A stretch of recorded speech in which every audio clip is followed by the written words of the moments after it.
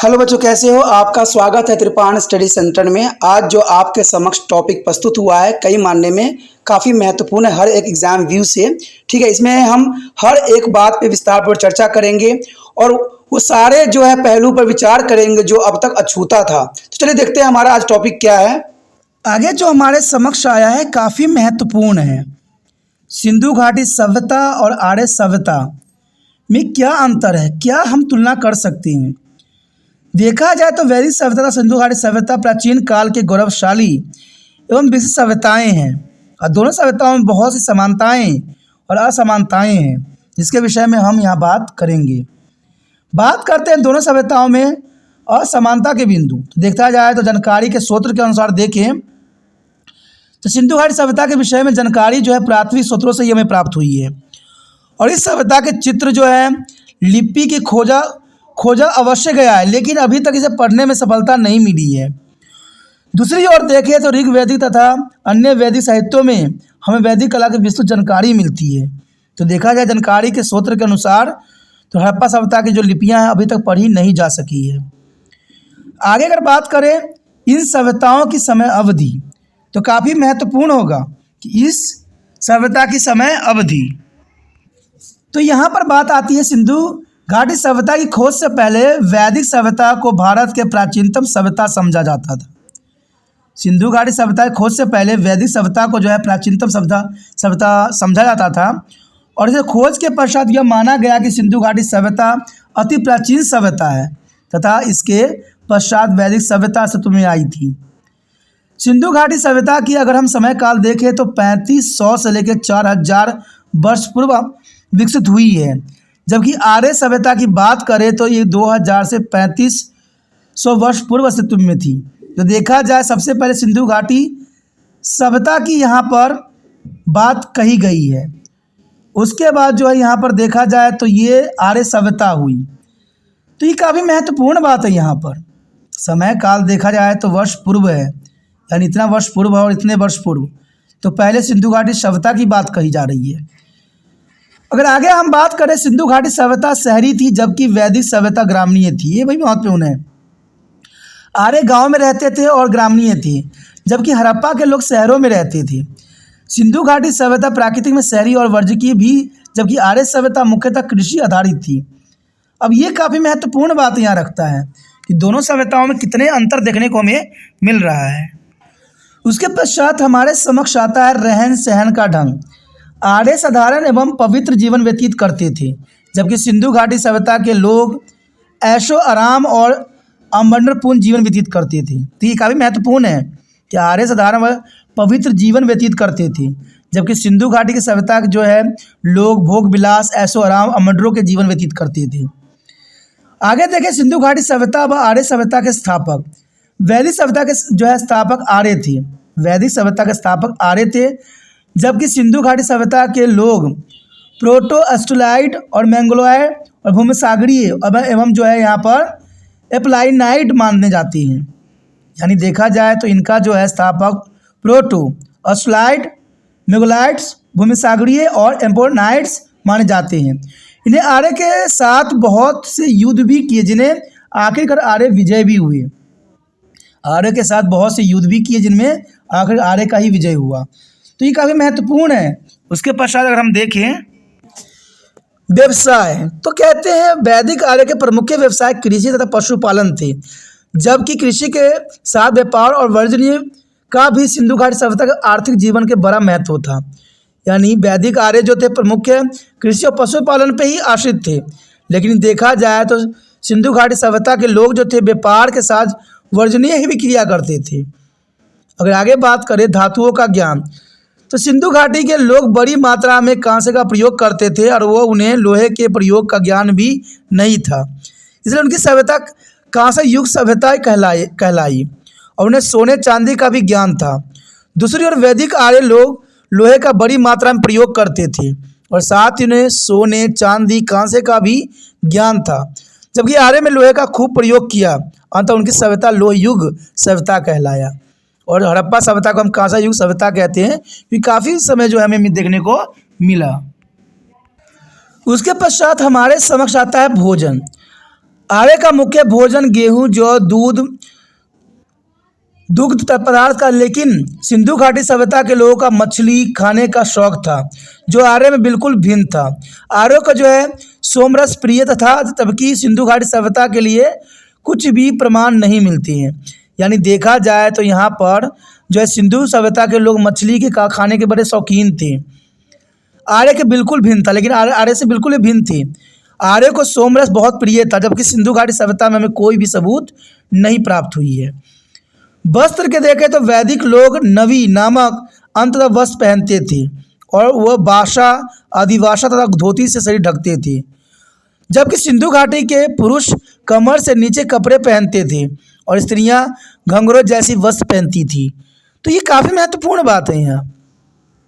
यदि हम आभूषण की बात करें तो आभूषण जो है वैदिक लोग जो है पाजेब, कलाई बंद, बालियाँ, हार आदि पहनते थे, जबकि सिंधु घाटी के लोग बाजूबंद और कानों में बालियाँ आदि पहनते थे। तो ये काफ़ी महत्वपूर्ण यहाँ पर बात आता है। उसके पश्चात बात करें तो पारिवारिक ढांचा, कहते हैं पारिवारिक ढांचा भी काफ़ी महत्वपूर्ण थी। कहते हैं वैदिक काल में संयुक्त परिवार प्रणाली थी, तथा परिवार मित्र सत्ता जुआ करते थे, यानी हुआ करते थे। जनरल सी बात है, वैदिक काल में संयुक्त परिवार प्रणाली थी और परिवार पितृसत्तात्मक हुआ करता था, जबकि सिंधु घाटी सभ्यता के परिवार मात्र सत्तात्मक थी। तो आप समझ सकते हो कि वैदिक काल के लोग के जो मेन मुखिया होते थे वो पिता होता था, लेकिन सिंधु घाटी सभ्यता का जो था माता होती थी। तो ये काफ़ी महत्वपूर्ण बातों की तरफ इशारा की जा रही है। उसके पश्चात अगर हम बात करें स्नान घरों का प्रबंधन, देखिए आर्यों के स्नान को अधिक महत्व नहीं दिया, स्नान घर को अधिक महत्व नहीं दिया आर्यों ने, जबकि सिंधु घाटी के लोगों ने स्नान को बहुत अधिक महत्व प्रदान किया। विशेष अवसरों पर स्नान के लिए विशेष प्रबंधन किए गए थे। उन मनोजोधारों में पाया गया विशाल स्नानघर इसी कार्य के लिए प्रयोग होता था। तो ये काफ़ी महत्वपूर्ण है कि आर्य स्नान घरों को इतने महत्व नहीं दिए जितना सिंधु घाटी सभ्यता के लोगों ने देखा। मृत संस्कार की अगर बात करें तो आर्य अपने मृतकों को जलाते थे, जबकि सिंधु घाटी के लोग संभवतः 3 तरह के मृत संस्कार करते थे।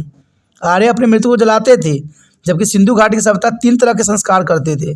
मृतकों को दफनाते थे, मृतकों को जलाने के पश्चात उनकी राख को बर्तन में डालकर दफनाते थे। मृतकों के शरीर के पशु पक्षियों के लिए खुले में छोड़ देना, जब केवल हड्डियां या ढांचा रह जाता तो उसे ज़मीन में गाड़ देना। तो इस तरह के प्रावधान जो था हमें सिंधु घाटी सभ्यता में मिली, और आर्य लोग बिल्कुल ही साधारण थे, वो मृतकों को जला देते थे। उसके पश्चात हमारे समक्ष आता है बाँट तथा माप। बाँट माप काफ़ी महत्वपूर्ण थी उस समय। कहते हैं वैदिक लोगों द्वारा बाँट तथा माप के प्रयोग का उल्लेख नहीं मिलता है, यानी वैदिक लोग जो है बाँट और माप का प्रयोग नहीं करते थे, जबकि सिंधु घाटी के लोगों को बाँट तथा माप पर जो है बिल्कुल सटीक थी, जो काफ़ी महत्वपूर्ण था। अगर हम हथियार की बात करें तो वैदिक आर्य युद्ध प्रिय थी, अंततः वह हमला करने तथा बचाव दोनों प्रकार के हथियार प्रयोग में लाया करते थे। उनके पास काफ़ी संख्या में तलवार, ढाल, कवच, भाले आदि थे। आर्य को जो है लोहे का ज्ञान था, और दूसरी ओर सिंधु घाटी की निवासी शांति प्रिय थी। अंततः वह तलवार, कवच तथा ढाल का प्रयोग नहीं किया करते थे, जबकि मुख्य हथियार कुल्हाड़ी, धनुष्वान आदि थे, जो तांबे, कांसे और सख्त मिट्टी के बने होते थे। उन्हें लोहे के प्रयोग का ज्ञान बिल्कुल नहीं था। वो युद्ध में बचाव का तरीका अपनाते थे, और आर्य के हमले के दोनों दौरान इसके हथियार अप्रभावी साबित हुए। तो ये काफ़ी महत्वपूर्ण यहाँ पर बात आता है। उसके पश्चात हमारे समक्ष आता है मूर्ति पूजा। ये काफ़ी महत्वपूर्ण है मूर्ति पूजा। सिंधु घाटी के लोग मूर्ति उपासक थे और मूर्ति पूजा वाले लोगों में आम थी। खुदाई के दौरान प्राप्त मूर्ति इस बात का प्रमाण है। दूसरी ओर आर्य मूर्ति पूजक नहीं थे, वो प्रकृति के विभिन्न रूपों की पूजा किया करते थे। तो ये काफ़ी महत्वपूर्ण है कि आर्य लोग मूर्ति की पूजा नहीं करते थे, जबकि सिंधु घाटी की सभ्यता के लोग जो है मूर्ति पूजा करते थे, और ये काफ़ी महत्वपूर्ण था। उपासना का तरीका ये भी काफ़ी महत्वपूर्ण रहेगा। कहते हैं सिंधु घाटी के लोग मातृ देवी, भगवान शिव, वृक्षों, पशु आदि की पूजा करते थे, जबकि आर्य प्रकृति की विभिन्न शक्तियों जैसे सूर्य, वायु, जल आदि की पूजा किया करते थे। उनके मुख्य देवता सूर्य, अग्नि, इंद्र, वरुण आदि थे, और इस प्रकार उनका धर्म सिंधु घाटी के लोगों से मौलिक रूप से भिन्न था। हड़प्पा संस्कृति के लोग लिंग तथा योनि की ही पूजा करते थे, जबकि आर्य ऐसा नहीं करते थे। आर्य कई देवताओं की पूजा करते थे, उसके बावजूद एक ईश्वर पर विश्वास रखते थे। आर्यों के धार्मिक अनुष्ठान में आग का विशेष महत्व था, जबकि सिंधु घाटी सभ्यता में ऐसा नहीं था। तो देखा जाए दोनों सभ्यता काफ़ी भिन्न थी।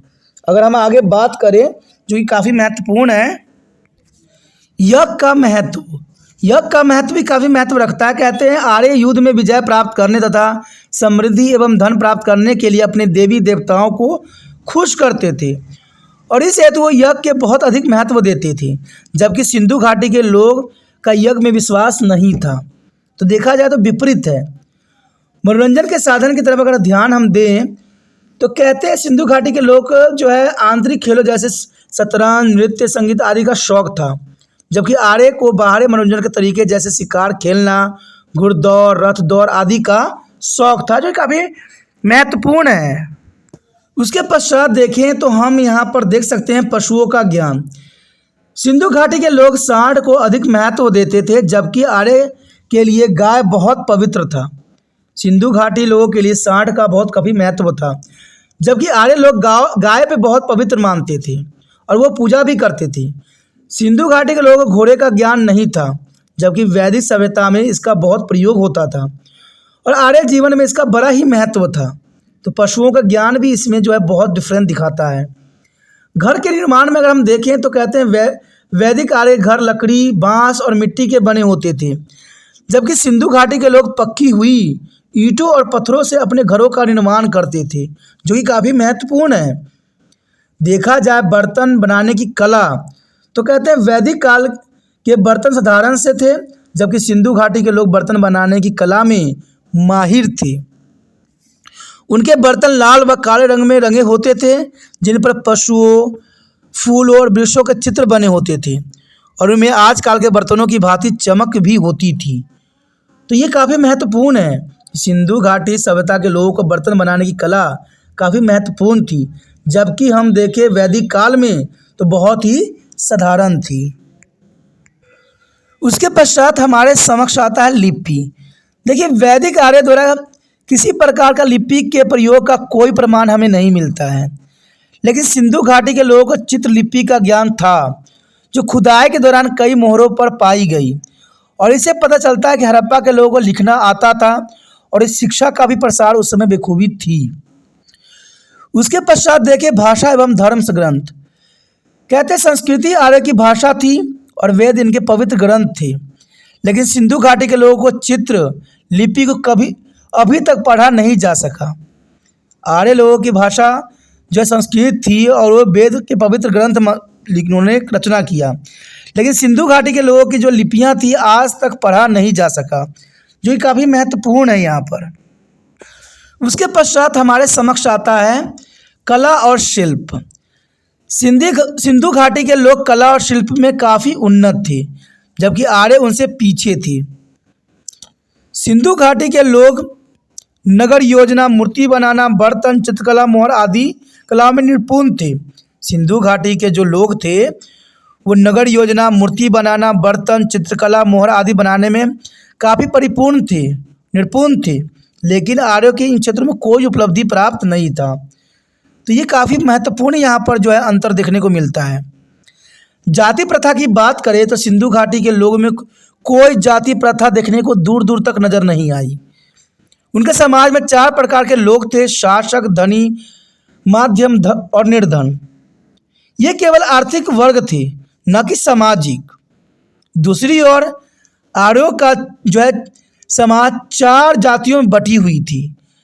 ब्राह्मण, क्षत्रिय, वैश्य, शूद्र में बटा हुआ था और साथ ही आर्यों में मानव जीवन के 4 आश्रम में भी बटे हुए थे: ब्राह्मण, ब्रह्मचार्य, गृह अवस्था, वानप्रस्थ और संन्यास।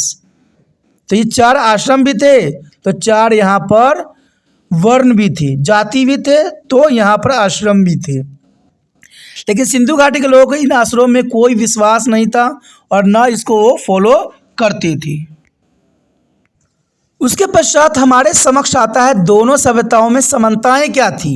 हालांकि वैदिक और सिंधु घाटी सभ्यता में बहुत सी असमानताएं थी, फिर भी इनमें कई समानताएं भी हमें नजर आई। जैसे देखा जाए तो पशुओं में समानता, इस समय कुत्ता, बकरी, भेड़, गाय, बैल आदि सिंधु घाटी सभ्यता तथा वैदिक सभ्यता दोनों में ही पाए जाते थे, जो कि काफ़ी महत्वपूर्ण था। देखा जाए तो भोजन की समानता, दोनों सभ्यताओं के लोग भोजन जो थे गेहूं, जौ, दूध और दुग्ध पदार्थ, फल और सब्जियों का सेवन करते थे, जो कि दोनों सभ्यताओं में हमें देखने को मिला। बात करें आगे आभूषण में समानता, तो कहते हैं दोनों सभ्यताओं के लोग आभूषण पहनने की बहुत शौकीन थे। हार, अंगूठियाँ, कानों की बालियाँ, बाजूबंद, कलाईबंद आदि वैदिक और सिंधु घाटी लोगों के द्वारा पहने जाते थे, जो कि काफ़ी महत्वपूर्ण बात है। अगर आगे हम बात करें वस्त्रों में समानता, तो देखा जाए तो वैदिक तथा सिंधु घाटी सभ्यता के लोग सूती व ऊनी वस्त्रों का प्रयोग करते थे, तो दोनों में ही काफ़ी समानता यहाँ पर देखने को हमें मिलता है। उसके पश्चात हमारे समक्ष आता है केश सज्जा तथा सौंदर्य प्रसाधन। देखिए, सिंधु घाटी तथा वैदिक सभ्यताओं की स्त्रियां सौंदर्य प्रिय थी और वे लंबे केश रखती थी और विभिन्न विभिन्न प्रकार की केश सज्जा भी करती थी। वे कंघी, सुगंध पाउडर, ओठ लाली आदि सौंदर्य प्रसाधन प्रयोग करते थे, यानी दोनों के दोनों जो है इन चीज़ों का प्रयोग बखूबी करते थे, चाहे वो कंघी हो, सुगंधित चीज़ हो, पाउडर हो, होठ लाली वाले चीज़ हो, सभी का जो है दोनों सभ्यताओं में हमें देखने को मिला। और देखा जाए सिंधु घाटी सभ्यता और वैदिक सभ्यताएं जो है स्त्रियां सौंदर्य प्रेमी थी, दोनों के दोनों। व्यवसाय की समानता, देखा जाए तो दोनों सभ्यताओं के लोगों के प्रमुख व्यवसाय कृषि एवं पशुपालन ही थी, यानी दोनों सभ्यताओं में हमने कृषि एवं पशुपालन देखे हैं और ये लोगों की आजीविका के लिए मुख्य स्रोत के रूप में उस समय विद्यमान था, तो ये एक और भी महत्वपूर्ण बना देता है। अगर आगे हम बात करें स्त्रियों की स्थिति, तो देखा जाए दोनों सभ्यताओं में स्त्रियों को बहुत ही ऊंचा स्थान प्राप्त था। बेशक उत्तर वैदिक काल में अलग थी, लेकिन देखा जाए तो वैदिक कालों के अंतर्गत हम देखें तो दोनों सभ्यताओं में स्त्रियों को बहुत ही ऊंचा स्थान प्राप्त था। वैदिक युग में स्त्रियों का बहुत ही आदर होता था तथा उन्हें समाज में समानता की दृष्टि से देखा जाता था।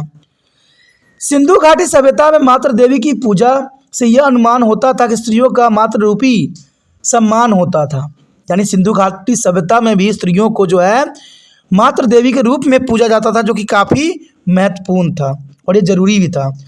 तो इसी के साथ हमारा चैप्टर भी खत्म हो जाता है, जो कि काफ़ी महत्वपूर्ण था और आपके नॉलेज के लिए भी काफ़ी ज़रूरी था और पेपर के लिए भी महत्वपूर्ण था।